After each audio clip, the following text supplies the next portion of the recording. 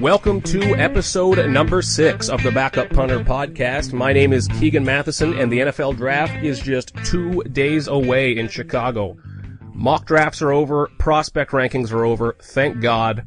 Today, we're going to go through the top 10 storylines for you to watch at the 2015 NFL Draft.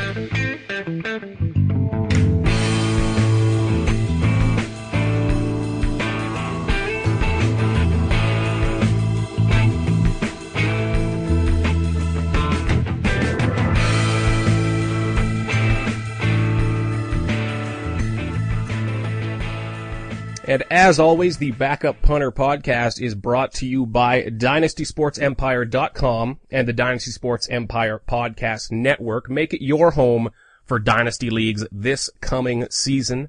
Thank you again for joining. This is episode 6 of the podcast, and we've had some great success so far. You can find us on iTunes, find us on Stitcher, download it, rate it, get it to your inbox every week. You can also find us on Facebook and Twitter, both at the Backup Punter. And as always, I encourage you to reach out with any questions you have about the draft, after the draft, even during the draft. Anything that's on your mind NFL-wise, reach out over Twitter, at the Backup Punter. Now, like I said off the top, mock drafts are over. I'd considered doing another one before the draft, but as I started to make my picks, I realized, you know what? I'm just kind of regurgitating the same thing that I did last time, and that irritates me. I didn't want to do that. So today, instead, we're going to go through the top 10 storylines to watch at the NFL Draft. Some of them have to do with players, some of them are teams, some of them situations. But these are the 10 storylines that I will be most interested in watching as the first round unfolds, even into the second round. So let's get started with this here, just 2 days away from the NFL Draft, the day we never thought would come. It was a dot on the horizon, but it's here, so let's get started. My number 10 storyline that I'm going to watch for in the NFL Draft are draft grades, because they are a load of crap. And this is something I want to talk about at number 10 right off the top, and I ranked it here on purpose because I wanted to get it off my chest. Just like mock drafts are I hesitate to call it clickbait because that's a bit of a touchy thing, but that's what mock drafts are leading up to the draft. That's why some websites will have 12 a day. Draft rankings, draft grades replace those the day after the draft. The day after round 1, Saturday morning, you'll see draft grades for all 32 teams. And I think that's absolutely absurd, because nothing really changes about these prospects from Thursday morning to Friday morning. And the issue that I have with it is that it's taking a stance of being more educated, more all-knowing than these NFL GMs. And let me explain what I mean by that. Let's take a hypothetical team. Let's take the San Francisco 49ers at number 15. We'll stop right in the middle of the round there. Say the draft unfolds, there's 14 players off the board, and San Francisco has their pick. Let's pretend they pick who I mocked them last time, Malcolm Brown, defensive lineman out of Texas, who I love. Let's say they pick Malcolm Brown. At the moment that they pick, he is the one they want. He is their A-plus pick in the situation that has unfolded. Then the next day, somebody will come out and say, oh, I give that a B-. They should have went for a linebacker there. Oh, they should have addressed this other thing. B-. And I can't wrap my head around that, because given the situation presented to them, they made the pick that they wanted more than anybody else. There were 14 players off the board, but otherwise every single prospect was still available, and this is who they went for. Every draft pick, in my books, gets an A grade until they prove otherwise. And we cannot force situations to happen that don't naturally already. And look back through these drafts. Go back and think of some of the busts. Think of the Jamarcus Russells, Vernon Golstons. Guys like these, YouTube their videos from the draft, and you'll get a kick out of it, and you'll see what I mean. Go back and watch Jamarcus Russell's video. I've got it posted on my Facebook page at The Backup Punter. And you will see the draft analysts calling Jamarcus Russell potentially the best quarterback prospect since John Elway. And you know what? He very well could have been at that time. The issue is that, we kind of, we see what has happened and we like to look back and say, oh, see, I knew that would happen all along. Come on. But at any given point, these guys are the top prospect. Just like Johnny Manziel. People look back on him already and say, oh, the worst pick they could have made. But at the time, he was a first-round talent and one of the most electrifying playmakers college football had ever seen. But of course, after 3 starts, we get on a high horse and we say, no, I knew that would happen. We really didn't. So what I'm telling you is to give these draft classes 2 or 3 years. You can't give them a grade the day after, because that is ridiculous in my books. Another example I'll give you here quickly, on the Green Bay Packers, who I cover for NFLSpinZone.com. I think it was 2008, just as Aaron Rodgers was getting ready to take over for Brett Favre. In the 2nd round, they selected a quarterback out of Louisville, who was very talented, should have gone higher than that, and his name was Brian Brohm. Pro-ready guy, big arm, an exciting prospect, he really was. Look up the video on him, you'll see some draft analysts, and I mean people sitting on the television paid to do this, saying that Brian Brohm would be a better pro option for the Green Bay Packers to take over for Favre than Aaron Rodgers would be. Most recently, Brian Brohm was cut from a CFL team. And for my American listeners, that means the Canadian Football League, which is not a good football league. So take everything you read with a grain of salt, especially on Friday and Saturday morning. Don't get down on what your team has done because there is a lot to happen in the future. Maybe let them play a snap of football first. Call me crazy. So that's my number 10, and that's my rant for the day. Everything else will get a little more positive, I promise you. My number 9 storyline is one that no one is talking about. I wrote about this on the backuppunter.com yesterday, and I just teased it there. It's the Buffalo Bills. Now this team went 9-7 last year. People still don't realize how talented this roster is, but almost like a rich man's version of the Houston Texans, they don't have a quarterback. Now they are missing their 1st round pick this year as part of the Sammy Watkins deal. That number 19 pick, the Cleveland Browns' 2nd pick in the round, that's from the Watkins deal. Now Rex Ryan comes into town, and this team really already shapes up his way. Just like he had the Muhammad Wilkersons, the talented defense in New York. Now he's got Mario Williams. He's got the big defensive line, Marcel Darius. And he's also got some weapons on offense. He's got Percy Harvins. I don't like the guy, but if anybody can reel him in, it might be Rex Ryan. He's got Sammy Watkins, who should step into the 1,000-yard club this year easily. He's got LaShawn McCoy, one of the most dynamic running backs in this league over the past 5 years.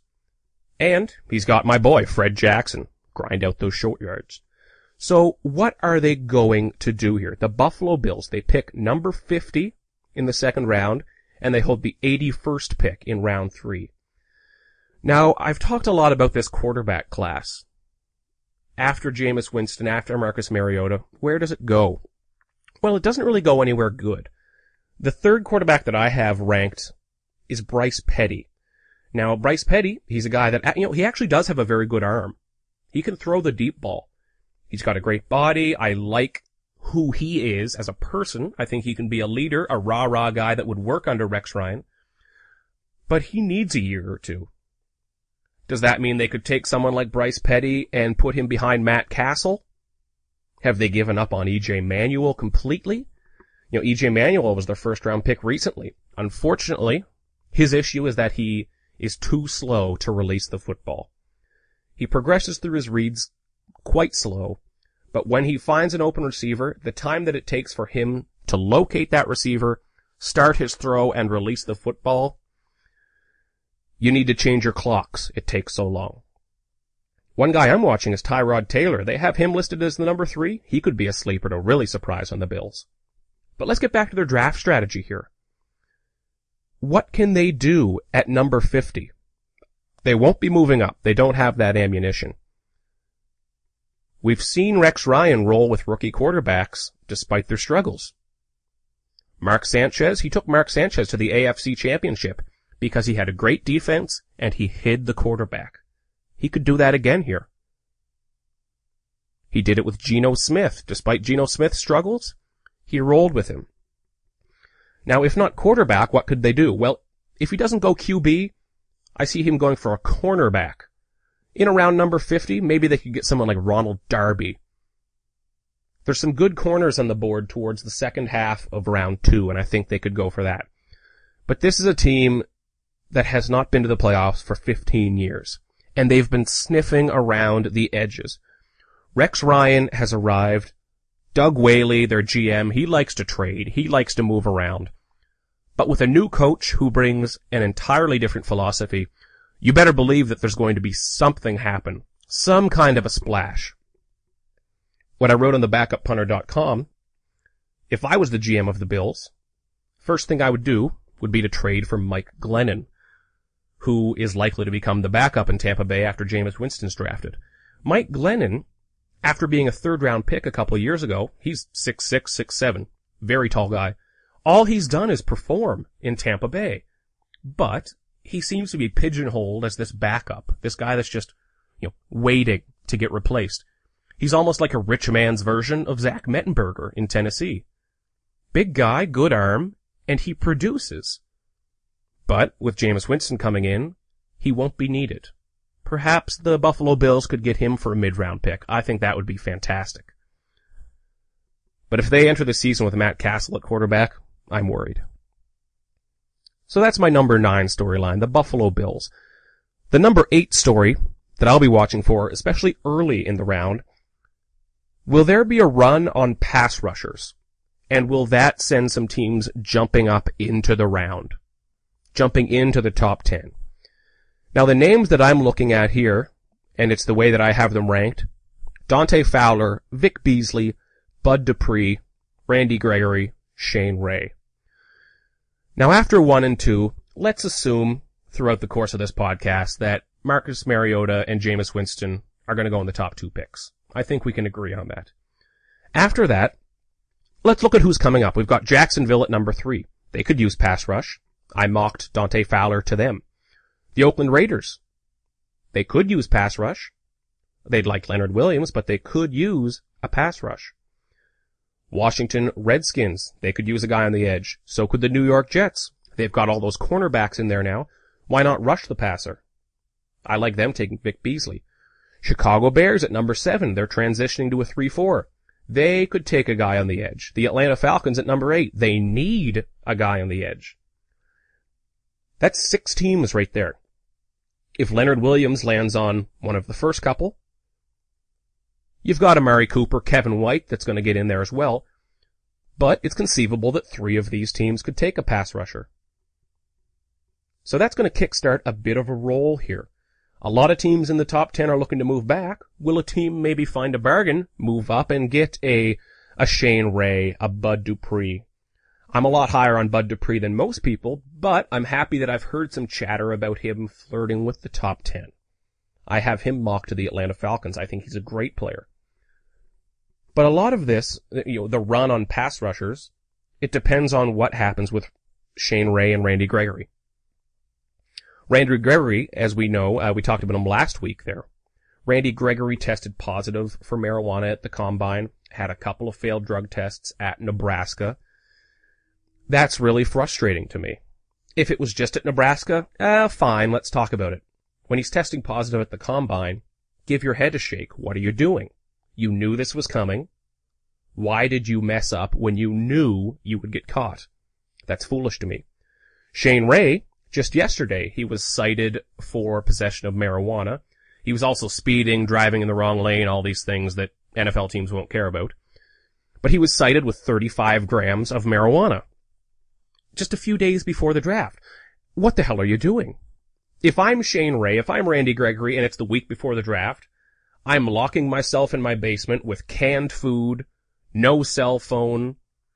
I am not standing up off the couch for fear that I will tear an Achilles tendon. I'm not doing anything. I'm not going out. I'm not going to bars. I'm not doing anything that could possibly put me at risk. For this week, shut it down.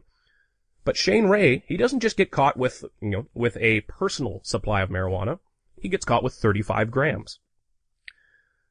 For those of you who are trying to make sense of that in your head, that's like getting pulled over with 1,200 bottles of beer in your trunk. What the hell are you doing with all that? It's more than you need, so what's going on here? Teams aren't going to like that. As I always say with this marijuana issue in the NFL, I read a report today, and I'll link to it on Twitter because I'd like to cite it properly, but an NFL GM anonymously told a reporter that you couldn't field an NFL team if you took away all the marijuana smokers. Well, fantastic. It really seems like drug testing is working. But the issue here is that, it's not that they're smoking marijuana, it's that they have it so close to the draft when they should be more aware of what's happening. So what's going to happen with those guys? I don't know. They could really fall because they're both risky guys to start with. But regardless, if there starts to be a run on these pass rushers in the top 5, that could really elevate them because teams need to get after the quarterback. They've got to get to Peyton Manning, Tom Brady, Andrew Luck, Aaron Rodgers. They need to get to those guys.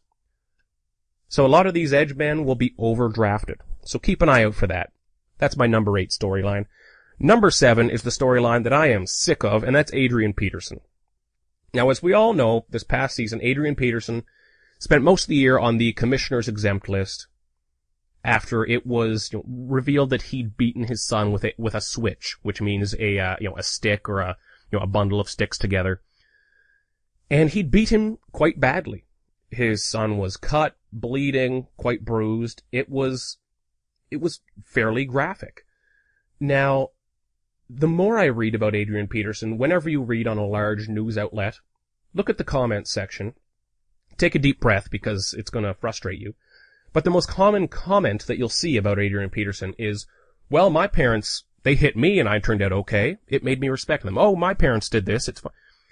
If we are going to judge current actions by their legality in the past, then the world is going to end in a year. It's an archaic way of thinking. Just because it used to happen, that doesn't mean it can happen anymore. It is bad what Adrian Peterson did. That's not something I want to discuss, argue the severity of. It is bad, and he was punished. How much was he punished? Well, he was paid millions of dollars not to come to work. Just like Greg Hardy. Now, think of yourself. Are you an accountant? Are you a janitor? Are you a school teacher? Yes, it's bad that you're caught in this legal situation, but what if I paid you millions of dollars to stay home? How punished do you feel? Well, in this situation, everyone's talking about Adrian Peterson being traded. I don't see that happening. I'd give it a 2% chance. Unless the Arizona Cardinals miss out on Todd Gurley, miss out on Melvin Gordon, miss out on the second wave of guys, and really blow the Minnesota Vikings out of the water, I can't see it. And the Vikings are handling this correctly, finally. They are saying, we want him here. And they realize that they have all of the leverage in this situation. What really upsets me about this is that, it hasn't come right from Adrian Peterson's mouth, but, through the rumor mill, through his agent, it seems that he wants the Vikings to pay up a little bit, to convince him to stay. Make me an offer I can't refuse.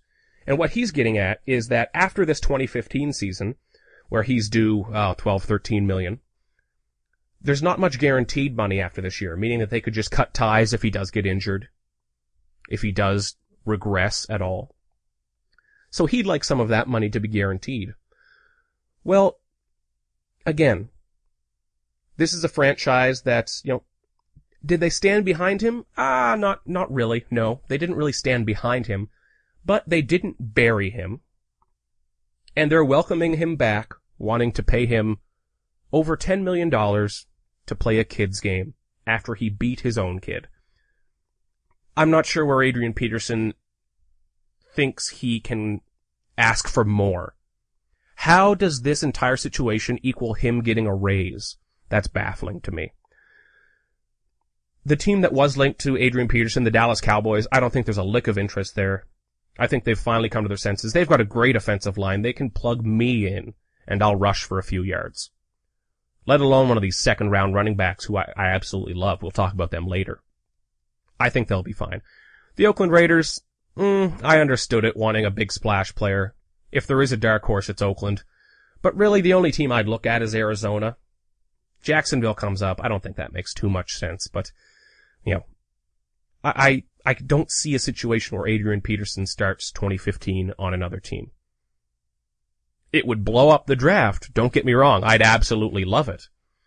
And I've said on Twitter, one of my dream draft scenarios is Roger Goodell coming to the podium and saying, with the number 11 overall pick, the Minnesota Vikings select from Georgia running back Todd Gurley. We also have a trade to announce. That would put some people up out of their seats. But I don't see it happening. So that's my number 7 storyline, Adrian Peterson and his debacle situation, whatever you want to call it. We need to come up with a better word for all of these. You know, the Ray Rice situation, the Adrian Peterson situation. And I wish they weren't forcing us to talk about this so much, and I wish the NFL were just a place filled with better human beings, but beggars can't be choosers. Maybe this lead up to the NFL draft is turning me grumpy. Who knows? At number 6, here's a prospect we haven't talked about much lately, and that's a good thing. My number 6 storyline is Dorial Green-Beckham. At the Combine 2 months ago, this was all people could talk about. The 6'5", 237-pound receiver that ran a 4.49 40 time.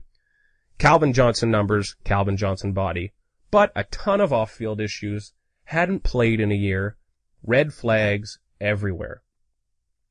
But over the last month, I've barely heard his name, and that's a very good thing. He's getting buried underneath other stories. Jameis Winston's story, Shane Ray, Randy Gregory. Oh, does Jalen Strong have a broken hand? Who knows?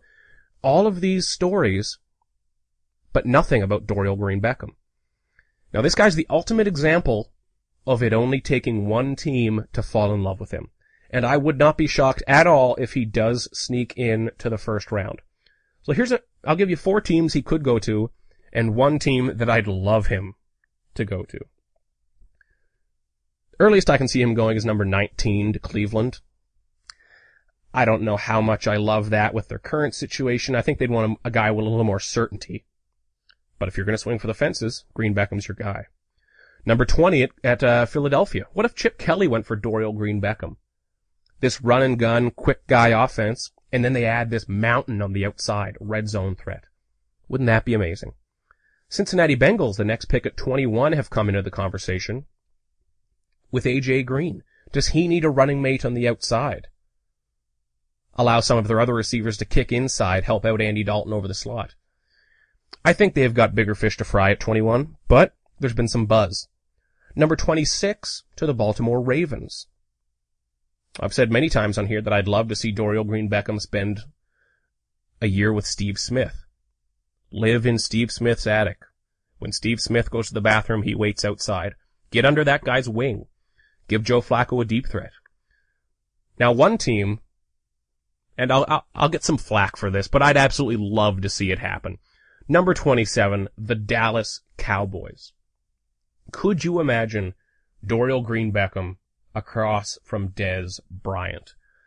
Tony Romo could use the help, but at the end of his career, now they've got way more problems than wide receiver this early. But dare to dream. That could be a fun one. So number 6 storyline is Dorial Green-Beckham. I think he'll go in round 1. If he doesn't, I'll just delete this podcast and deny it. But I think he goes in round 1. Number 5, moving into the top half here, the number 5 storyline I'm going to be watching, and I'm going to be watching it close, is Todd Gurley. Now, we all know him, the Georgia running back, 6'1", 221, fast, all-around back, powerful, drags blockers, does everything, great running back. You have to hesitate now to say these things like, the best running back prospect since Adrian Peterson, because we said that about Trent Richardson. Trent Richardson makes it difficult to fall in love with the NFL draft prospects. He broke my heart, and he makes it difficult now. But Todd Gurley, this is an example of a guy shooting up draft boards without doing anything. What he has done is get healthy. His knee recently checked out very well. He didn't let people poke at it at the scouting combine, rightfully so. He wanted the swelling to go down. He wanted it to look good. That was a smart move. Recently, he got it checked out. He's ahead of schedule. It wouldn't surprise me if he starts in week 1. At worst, he'd probably get in there week 3 or 4, fresh legs. Now, there are some serious rumors about him jumping in to the top 10. That would be extremely interesting. Now, here some teams in and around the top 10 where he could go. Look at San Diego at 17. They could use a face of the franchise if Phillip Rivers isn't going to be there long term. 14 at Miami. I've mocked him there a couple times. I'd love that fit. Get in there with Ryan Tannehill. That would give him a great backfield for 6-8 years. Number 12 at Cleveland. There's buzz about that. I don't like it. Terrence West is a fine back. I think Isaiah Crowell is one of the more underrated skill players in this league. Undrafted player last year to Cleveland. One of my favorites in the league. I think you roll with those guys. Cleveland has bigger things to address. Number 7 at Chicago. Think about that for a moment. Matt Forte is not happy with his contract. I think he just has the 1 year left. If Chicago sees him breaking down, which is possible, he's put in a lot of work. He caught over 100 balls last year and he ran the ball often. What if they think he is about to break down? Could they add Todd Gurley? Get the best out of Matt Forte this year, then roll with Gurley for the future? John Fox might like that. The New York Jets at number 6. Some people like him there. I really don't. Mainly because I'm a big Chris Ivory fan. But I wouldn't say no to it. Now the one team I'll be looking for to make a run at Todd Gurley, and I think they'd have to move from their spot to do it. Number 3, the Jacksonville Jaguars. I wrote the other day on the backuppunter.com about how Jacksonville will have some serious trade power at number 3. Again, let's assume it goes Winston Mariota, 1-2. That leaves Vic Beasley, Dante Fowler, Leonard Williams, Kevin White, Amari Cooper, all on the board. Every one of those players is probably going to be the number 1 player on someone's board. Someone is going to want that spot. If they could trade back into the 7, 8, 9, 10, 11, 12 range, grab some future picks, grab a second rounder, and still get Todd Gurley, that would be a home run, grand slam, ball out of the stadium, through the window of a truck hit. It would be perfect for them. I love Toby Gerhart. I love Denard Robinson. One of my favorite college players of all time, Denard Robinson, is Shoelace. But if you can get Todd Gurley to throw back there with Blake Bortles, man oh man, that would be pretty. And Dave Caldwell, the GM of the Jaguars, he's a poker player. Nobody knows what he's going to do with that pick. Last year, he grabbed Blake Bortles. Nobody knew that was coming. We distance ourselves from past drafts so quickly. And we look back and we say, oh, Blake Bortles was, he was their top pick. He must have been good. Well, he really wasn't predicted to go there at all. He was not projected to go that early. So what if Dave Caldwell surprises again this year? That would be absolutely fascinating. So that's my number 5 storyline, Todd Gurley. Now my number 4 storyline, let's get away from the players. I'm going to look at a team. The Cleveland Browns. They have the 12th overall pick, 19th overall pick, and 43rd overall pick. This is the most powerful and the most important team in the NFL draft. Now they need interior defensive line, wide receiver, quarterback, pass rush, maybe a right tackle. Do they need a running? They need a lot of stuff. A lot of stuff. But they have the ability to move around in this draft, thanks to their Sammy Watkins deal from last year. A lot of buzz that they're going to want to move up and target Marcus Mariota. Well, after drafting Johnny Manziel, Brandon Weeden, Brady Quinn, do they want to keep kicking the can? Unfortunately they have to because you need a QB. But I'm one of these idiots who just doesn't want to give up on Johnny Manziel after 3 games on a terrible team. There's a reason he was a first round pick. Maybe rehab has helped. I don't know. But you need to give him a little more of a chance than this. We can't pull the rug out this quickly. But if they went for Mariota, I wouldn't argue with it because this is the NFL. You have to overpay to take shots at quarterbacks because you can't win without one. Maybe 1 out of 100 times you can, but it's difficult. Now at 12 and 19, one of the extremely interesting ideas that I've heard coming through is the possibility that San Diego at 17 or Philadelphia at 20 will use the Browns to trade up into the top couple of picks. And let me explain what that would mean. Let's use Philadelphia as an example here. So in this situation, it would be a 3-way trade between Philadelphia, Cleveland, and Tennessee. Philadelphia would send the Cleveland Browns Sam Bradford, who they like, and they'd send them a lot more, but that would be the idea there. They'd get their quarterback. Then the Cleveland Browns would send the Tennessee Titans their first-round picks. Philadelphia would move up into that second overall spot. Tennessee would get a boatload of stuff. Philadelphia would grab Marcus Mariota. This is a very crooked hypothetical, but it was discussed with San Diego too. Will they do that? That would be interesting. My issue with where they are picking is that, do they want to start adding wide receivers, running backs, offensive weapons without a quarterback? And it's a tough balance to strike because when you draft a rookie quarterback, you want to have weapons for him. But, look at some of Sammy Watkins' games in Buffalo last year. He did not get a lick of help from his quarterback. And it's, at a certain point, if you're filling your roster with wide receivers, running backs, and you have terrible quarterback play, are you wasting these players? Are you stunting their progress? That's difficult.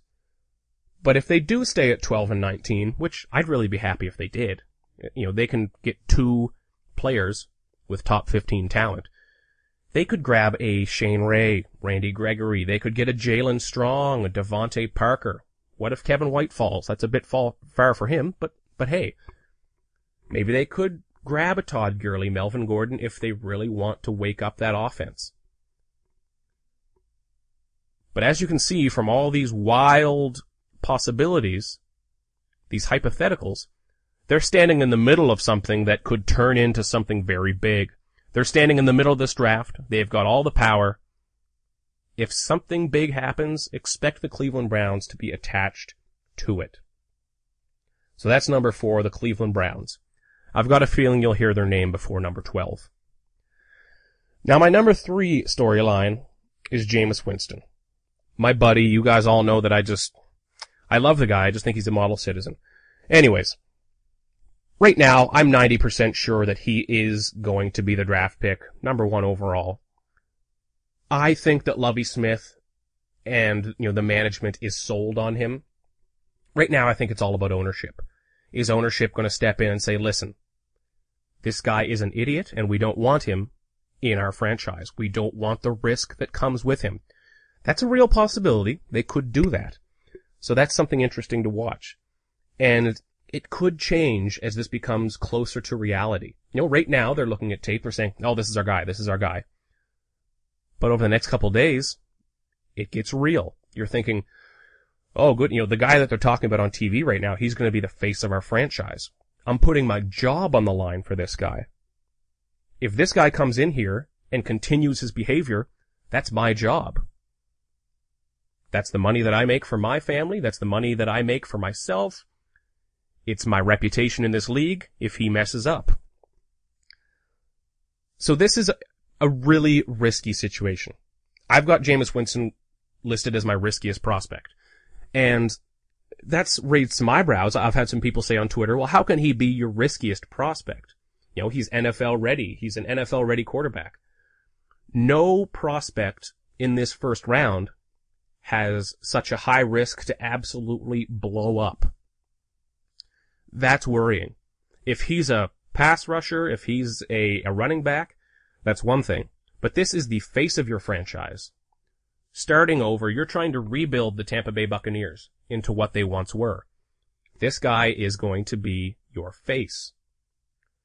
Now, in college, he had all of the issues. And if let's me and you now, as you're listening, pretend that you are ownership, that you are the general manager of the Tampa Bay Buccaneers. Now we're looking at Jameis Winston.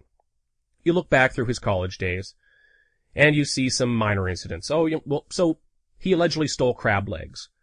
Well, now he's come out and changed his story and said that he was given them by the person working at Publix. Just kind of you're Jameis Winston, just take these.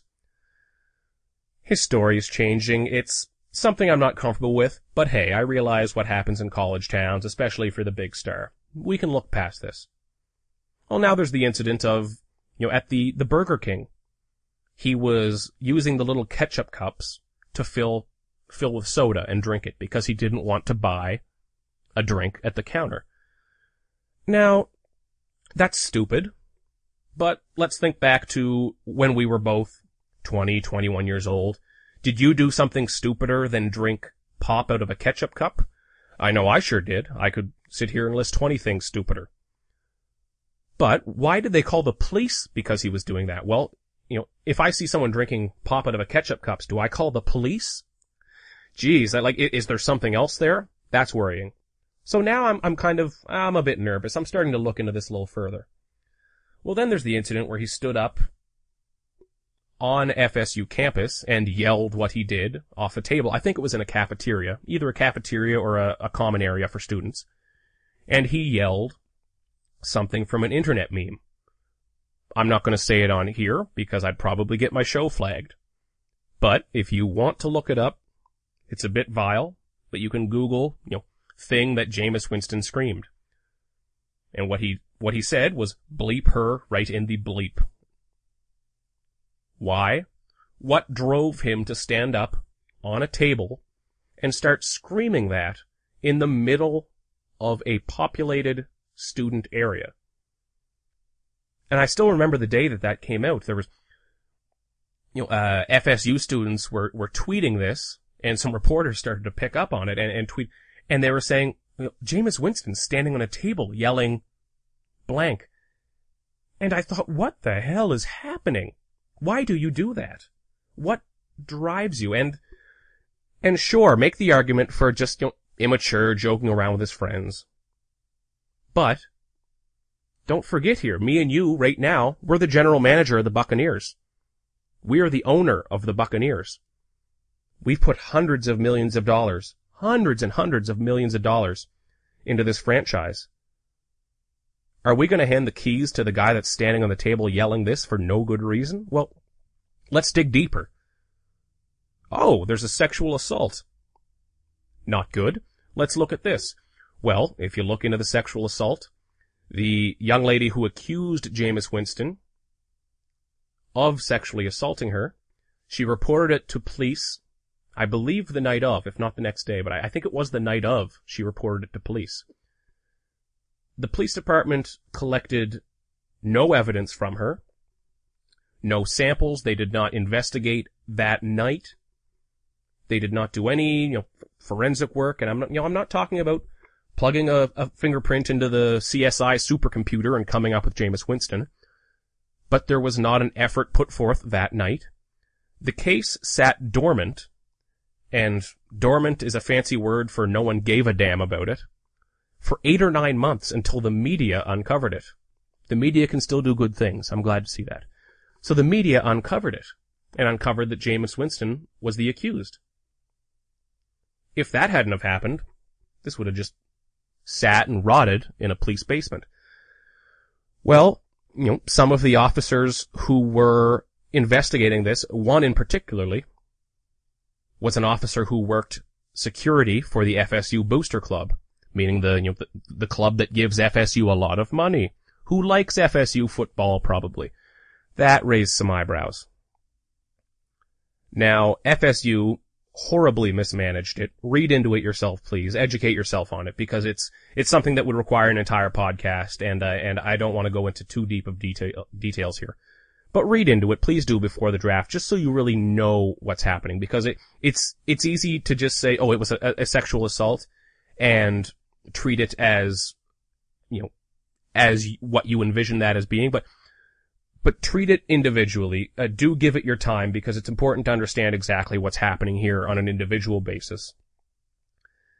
And it's quite sickening. Now, it was all dismissed, nothing happened, and until recently, the young lady filed a civil suit against Winston. Like I said last week, the first overall pick, after the year that the NFL just had, is going to be someone currently under a civil suit for sexual assault. I can feel my jaw tensing just as I say that. But in the civil suit, it also alleged that there was another victim of Winston's. A sexual assault victim. Another. It got swept under the rug pretty quickly, but it was alleged in this suit. Now, Winston's lawyer, who I won't even give you my opinion on him. He's come out just as quickly as he can to call the woman a liar, to say it's fabricated, to say she's making it all up. I don't know. It's one of these tricky situations that we've experienced in the NFL this past year where what if we bury this guy and it turns out it's not true? But I'm deeply troubled by what's happening around Jameis Winston.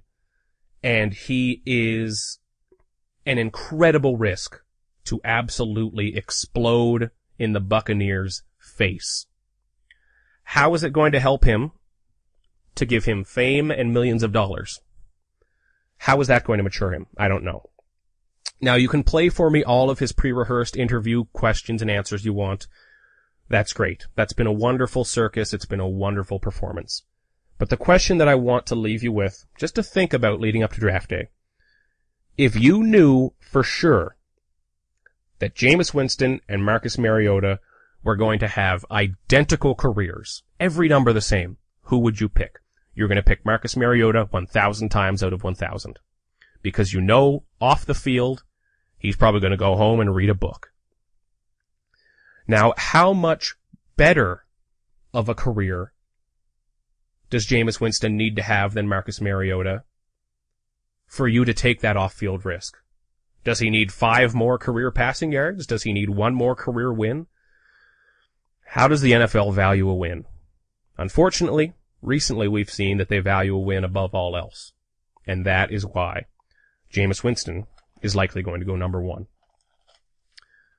Now let's look at my number 2 storyline and get back on the happy track here with Marcus Mariota.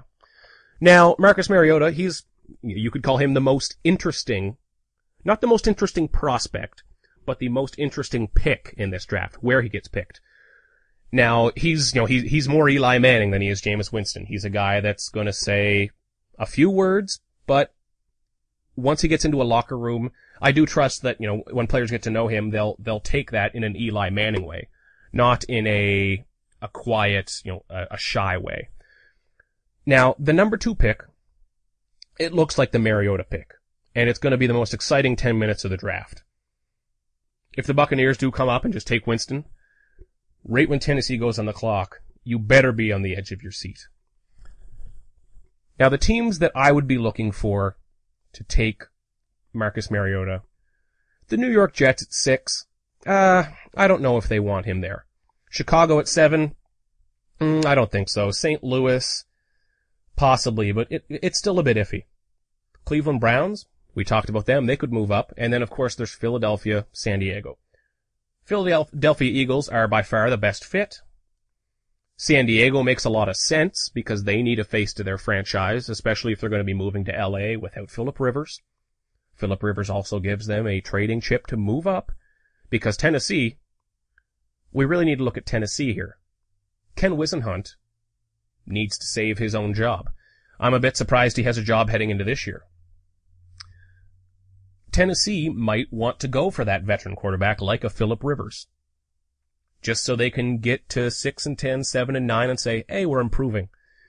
I'm not wild about the idea of Ken Whisenhunt developing a quarterback. I don't think he's that type of coach. I'm not sure who else Tennessee has on staff. Hopefully they have a specialist they could give Mariota to. But the one thing we aren't talking about is Tennessee just taking Marcus Mariota. And we don't talk about that because it's a bit boring. But there is some sense to them drafting Mariota. And the first question that I'm going to ask you here, we're done pretending that we're Bucks ownership. That was too stressful of a job. We need to go home and have a drink after that one, a strong one. Now let's pretend that we are the general manager, the owner, the marketing director of the Tennessee Titans. And we say, okay, we've got to print our programs this year, print our tickets. What player should we put on the front? Oh my God, I have no idea. Zach Mettenberger? Some diehard fans will know who he is, but it's not exactly like you're throwing Tom Brady on a cover. Are you going to put on Bishop Sankey? Until he proves otherwise, he's just a guy at running back. Are you going to put on your big free agent signing, Brian Orakpo? Well, what if he, ruptures another muscle and is gone for the year? You don't have a face in Tennessee. Tennessee is by far the least talented roster in this league. And they are 10 good draft picks away, not just one good draft pick away.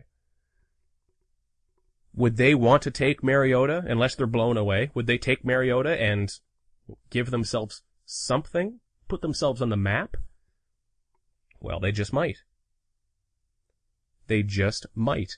Now, one interesting idea, this is another thing I'll send out on Twitter after the show, because I want to be sure that I link these to the proper people. But one discussion I've heard this week from a couple places is, what about drafting Marcus Mariota and then having him compete with Zach Mettenberger?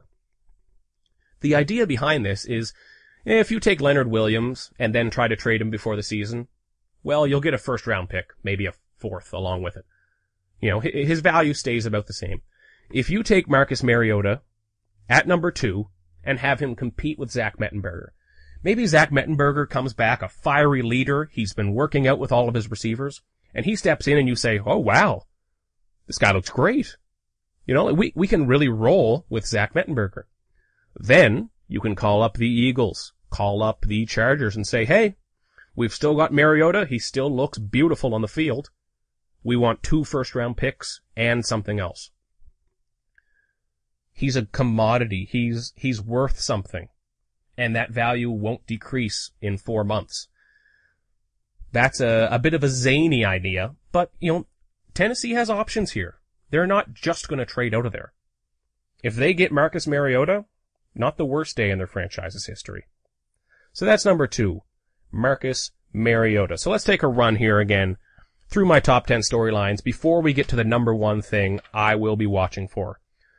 So at number 10, we've got draft grades. Don't listen to them.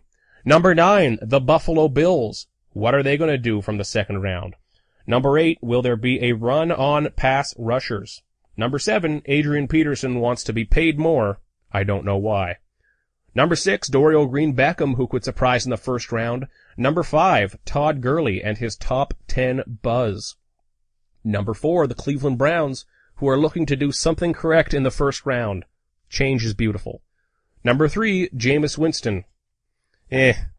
Number 2, Marcus Mariota, and my number 1 storyline that I will be watching in the 2015 NFL Draft is Tier 2 skill players. Running backs and wide receivers outside of the first tier of talent. Because these are 2 fantastic classes. You are going to find round 1 wide receiver talent in round 2. You are going to find starting running backs in round 2, 3, and 4. Now let's look at each position here. At running back, you've got Tevin Coleman, Duke Johnson, Jay Ajayi, Amir Abdullah. You've got TJ Yeldon. These are all running backs that could go in round 2 and 3. That's 5 of them there. Who could start? If not start, they could at least be, a fantasy handcuff. They could be a, 10 carries a game type guy. So for teams that are missing out on Gurley and Melvin Gordon, well, the draft isn't over by any means. These players could turn out to be just as good. In the 3rd round, maybe 4th, we've got my favorite player in the whole draft. David Cobb out of Minnesota. He's a little bit Alfred Morris, a little Frank Gore. Not saying he's that good, I'm just saying he's that type. Fantastic runner. 5'11", 229. I've done some profiles on him as my biggest sleeper in this draft. Grab him. And look at the wide receiver class. In round 1, I'm assuming we're going to have, Cooper, White, Devontae Parker, Jalen Strong, Denzel Perryman's probably going to go round 1 now. Dorial Green-Beckham, I think, on the back end. But look past that. You've got Nelson Aguilar out of USC. People are really high on him. Devin Smith, the Ohio State speedster. Philip Dorsett, Sammy Coates, Chris Conley, Rashad Green. One of my favorite prospects in the draft, Tyler Lockett. He's going to make a QB happy. He's going to make a coach happy. You could grab all these guys in the second round. A couple of them towards the bottom, Coates and Conley, Rashad Green, maybe even early third. It's a good time to be needing a wide receiver, needing a running back. And the reason that I will be watching these tier 2 skill players is because it will have a notable impact on round 1. Let me tell you what I mean by that. Teams that need a wide receiver, need a running back, especially towards the top of round 1. If you're at the top of round 1, you need more than one thing. Let me tell you that much. So let's look at the Jacksonville Jaguars, for example. They need a running back and a wide receiver. As much as I like them going after Todd Gurley, what if they stay at number 3 and they grab Dante Fowler, Vic Beasley? They can come back with a 35th overall pick and grab a first-round talent at receiver. They could trade back a little more, even with the 3rd pick of the 3rd round. They could grab another starting quality running back. Well, the Minnesota Vikings. They need help on the offensive line, cornerback, but they'd also like a wide receiver. Well, with the 11th pick of the 2nd round, they could grab someone like a Nelson Aguilar, maybe a Tyler Lockett, Devin Smith. Same for Cleveland. Cleveland can check off some important boxes at 12 and 19, come back with the number 12 pick of round 2, grab one of these guys. Look later in the round when you look at, Philadelphia could come back for a wide receiver. Detroit, they could use a starting running back. Reggie Bush is gone. Joique Bell, I like the guy, but they could use someone like a Jay Ajayi, Duke Johnson, Amir Abdullah, one of these guys. Same with Dallas. Same with the Baltimore Ravens if they want a guy back there with Justin Forsett. The tier 2 skill players, they're going to have a huge impact on day 1 of the draft, and then they're all going to show up on day 2. If I'm a betting man and I had to pick the round that the offensive rookie of the year comes from, I'm going to pick round 2. Because there's going to be a lot of options here. Call me crazy, but I think round 2 is going to be big for these skill players. So that's my number 1 storyline. Tier 2 skill guys. It's not the sexiest storyline, it's not Mariota, it's not Winston, but it's going to have the biggest impact on this draft on a pick-by-pick basis. So that's the entire look. Thank you for sticking through it with me, and thank you for following all of the draft coverage up until this week. If you've got time over the next couple days and you have not yet listened to my defensive and offensive rankings by position, those are just the last 2 podcasts. Tune them up anytime. I go my top 5 prospects at each position. I think at wide receiver I give top 10 just because I love the class so much. But get familiar with the prospects, and in your head, get familiar with, what's this guy's thing? Well, Jameis Winston, he's the pro-ready quarterback. Okay. Oh, Amari Cooper, he's really fast. He runs great routes. Okay, good. Oh, Malcolm Brown, he's that great all-around interior D lineman. So even if you're not into the draft, as deeply as I am, as some people are, which by the way, good for you, it only brings stress, but get familiar with the prospects on a surface level and understand it, because it will help you enjoy the draft so much more, even when your own team is picking. For example, I'm a Green Bay Packers man. I write about the Packers for a couple of websites, but knowing the prospects makes it enjoyable to see a team like Baltimore pick, to see a team like Detroit, Minnesota, St. Louis pick, because you know what direction their franchise is trying to take. So check those out, and over the next couple days at thebackupunter.com, stop in for some draft coverage. I also write for NFLSpinZone.com, and that's a large network. We've got writers covering every single team, so no matter your team, check in there. You will get everything you could ever need, and probably a bit more. So again, this podcast is brought to you by DynastySportsEmpire.com and the Dynasty Sports Empire Podcast Network. My name is Keegan Matheson, And I will be back with you after the NFL draft, maybe the morning after, to hand out some draft grades. But in the week after the draft, probably on Monday or Tuesday, we'll have a wrap-up podcast, maybe 2 podcasts. And what we'll look at in those podcasts is not grades, but did teams accomplish their missions? A team can have an A-plus draft grade from somebody, but still not really accomplish their mission. You know, if maybe a team was going in here looking for a franchise quarterback, but they weren't quite able to move into the place they wanted. Well, they didn't accomplish their mission, but what did they get? And after the NFL draft, what impact does it have in the next week? Did a team just draft a first-round player and they've got a veteran at the position? Well, is there going to be a trade? Is there going to be a release? The NFL draft is the most exciting 3 days on the NFL calendar, and I hope you enjoy it all. And when I discussed the NFL draft with a friend the other day, just one more anecdote before I let you go here. The way I explained it is that it excites me more than anything on the NFL calendar because it's the only part of NFL coverage outside of the games where we get to see the league unfold in real time on television, and we get to watch it. Everything in the NFL it's through Twitter now. You see it on Twitter. You know, the Miami Dolphins have signed Greg Jennings. You see that on Twitter. And you read that sitting alone in a room and you think, oh, well, okay. The Miami Dolphins signed Greg Jennings. Turn on NFL Network, and for the next 3 days, they'll tell you about it like it's breaking news, but it's not. There's an exciting sense of this, you know, shared community watching of the NFL draft, where everybody finds it out at the exact same time. Nobody tweets it first. Nobody knows it before anybody else. There's no according to sources. There's no per sources. None of that crap.